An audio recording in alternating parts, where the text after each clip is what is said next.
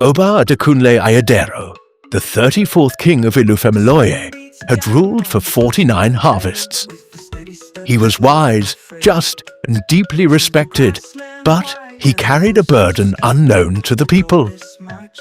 On the night of his coronation, when he held the sacred bead against his chest, he had felt its warmth and its power.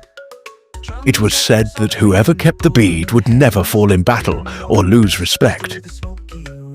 Temptation took root, and so, instead of returning it, he hid it beneath the palace floor, inside a wooden box lined with cowrie shells and sacred ash.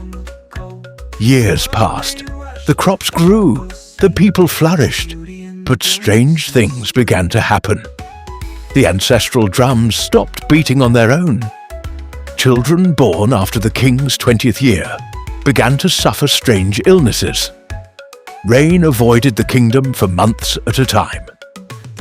And now, as the old king lay on his deathbed, the skies darkened and a single ancestral mask fell from the palace wall, a bad omen. By his side sat his only child, Princess Morunkeji, a graceful, intelligent woman with the mind of a scholar and the heart of a lioness. She had never married, never left the kingdom, and never questioned her father until now. "Omo me," he whispered, "forgive me." The bead is still here." She froze. "Why, Baba?" she asked. "I was afraid to let go. Afraid that the kingdom would no longer respect an old man once crowned. But now the spirits are angry. You must return it. Only then will Ilufemiloye breathe again."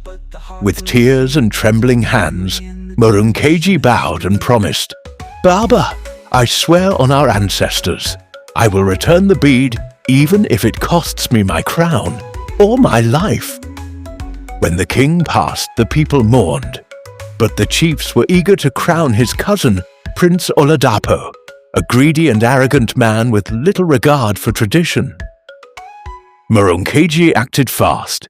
She crept into the king's inner chamber, and just as he said beneath the carved floor tile, she found the box.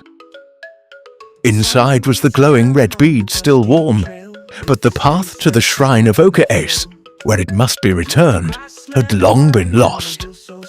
It had been sealed by the gods themselves. Only one person still knew how to access it, Baba Ifasegun, the blind old priest who had not spoken to anyone in years. Morunkeji approached Baba Ifasegun with reverence.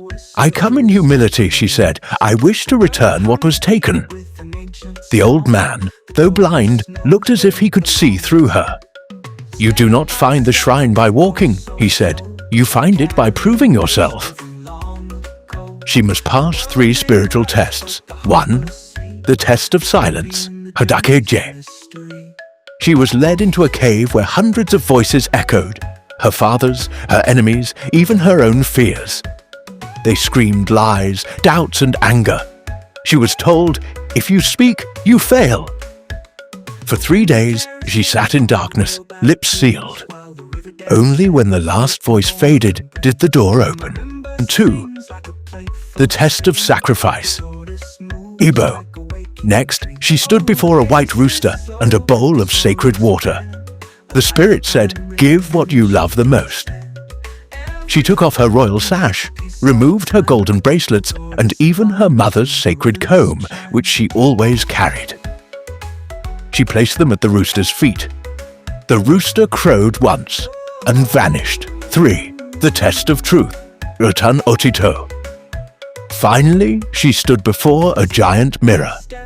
In it, she saw not herself, but her great-grandmother, Queen Adesewa the Brave, who asked, "Are you ready to lose everything to do what is right?" Morunkeji bowed and said, "I came to serve, not to rule. Let Ilufemiloye be free, even if I am forgotten." The mirror shattered, revealing a stone staircase into the earth. Deep beneath the earth, inside the shrine of Okaes, Morunkeji placed the bead upon the sacred stone. The moment it touched the surface, the air shifted. A great wind howled through the shrine. Ancestral drums beat from nowhere. The statues of past kings opened their carved wooden eyes. A golden mist filled the shrine. A voice spoke, "You have returned what was stolen. Your heart is pure. Rise, daughter of Ilufemiloye. You shall wear the crown, not for power, but for purpose." When Morunkeji returned, the chiefs had gathered to crown Prince Oladapo. But the skies darkened, and the bead flew from her hand into the air, hovering above her head. The priest gasped. The people fell silent. A voice from the heavens cried out, "Ikanakuko has chosen! Long live Oba Morunkeji Adesewa II, the woman who returned balance." The people wept. They danced. The drums sang again. Ilufemiloye had a queen, not born of ambition, but of sacrifice.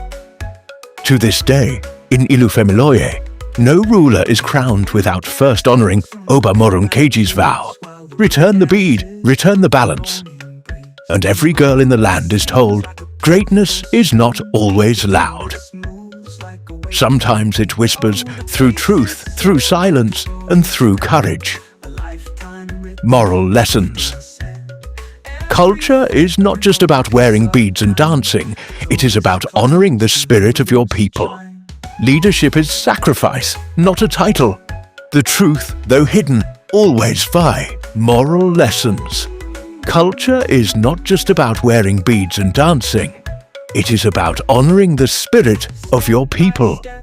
Leadership is sacrifice, not a title. The truth, though hidden, always finds its voice.